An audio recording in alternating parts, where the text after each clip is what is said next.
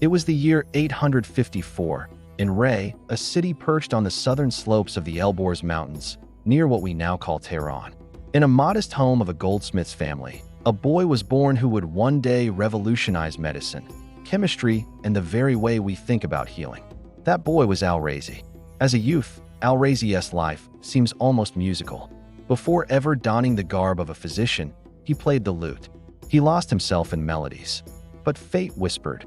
The instruments of alchemy and medicine would come to replace the strings of the lute. At about the age of 30, he turned away from alchemy experiments. Irritation from the sulfur and metals forced him, and embraced medicine fully. His setting: the Islamic Golden Age, an era when ancient Greek texts, Persian thought, Indian remedies, and Arabic scholars merged to push the boundaries of human knowledge. In this cauldron of ideas, Al-Rāzī emerged not just as a follower, but a challenger.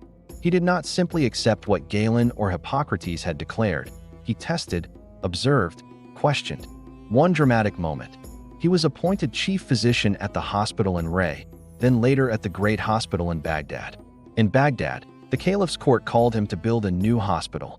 Al-Rāzī devised an ingenious test. He hung pieces of fresh meat at various parts of the city, waited a few days, and selected the site where the least decay occurred. The cleanest air, he reasoned, would produce the healthiest patients. Imagine that, a meat probe in medieval Baghdad determining hospital location. It signals a man who thought like a scientist centuries before scientific method was named.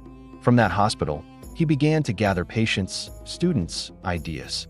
He treated the poor, often without charge. He urged physicians to keep studying, to distinguish the curable from the incurable, and not to be blamed when disease outran skill. A man who took the raw material of human suffering, contradiction, uncertainty, and turned it into knowledge, into healing, into hope. He composed vast works. Among them, Kitab al-Manar, a 10-volume medical encyclopedia, and Kitab al-Makron fi al-Ib, the comprehensive book on medicine, a sweeping compendium of Greek, Syrian, Indian, Arabic medical sources, and his own clinical observations. In one of his case collections, he even notes that a physician, even though he has doubts, must still keep the patient hopeful, because the state of the body is linked to the state of the mind. But the journey was not without conflict. Al-Rāzī criticized prevailing medical and philosophical dogmas. In a time when authority was sacred, he dared to doubt Galen, to argue that even the giants of medicine made errors. He said, "It grieves me to oppose Galen. However, this reverence and appreciation will not prevent me from doubting what is erroneous in his theories." And he extended that spirit to the realm of ethics. He warned against over-medication, emphasized diet and hygiene, advocated for simple remedies when possible. A man who left music for medicine, who accepted poverty while treating the poor, who lost his sight in later years yet taught until the end. He returned to Rhazes, his hometown, where he assembled students around him. The moment he decided to treat mental illness as a medical matter, he is credited with founding, or at least significantly contributing to, one of the first psychiatric wards in the medieval hospitals. The notion that mind and madness could be treated, observed, and studied medically rather than punished was revolutionary. Now imagine the hospital corridors, patients with trembling limbs, others with catatonia, others with raging fevers. Al-Rāzī walks through, his students in tow. He listens, he writes, he feels both awe and sorrow. He has known tragedy, in his own body, his eyes failing, but still presses on. When he died in 925, or perhaps 935, in Rhazes, his legacy was already spreading through manuscripts, hospitals, minds. What makes him timeless? Several threads.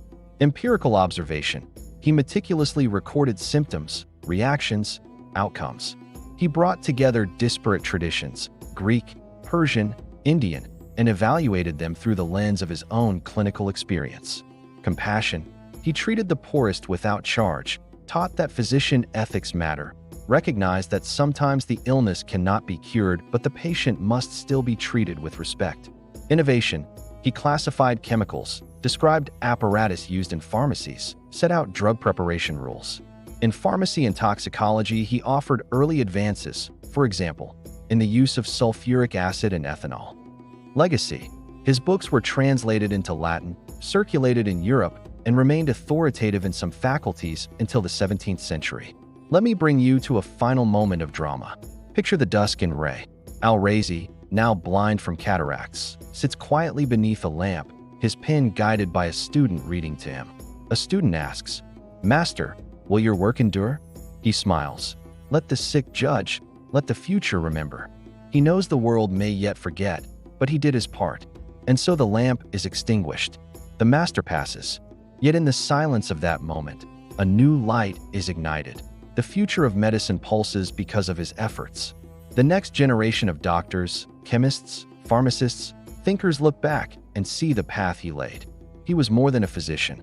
He was a pioneer, a skeptic, a healer for all. The world owes him more than a footnote.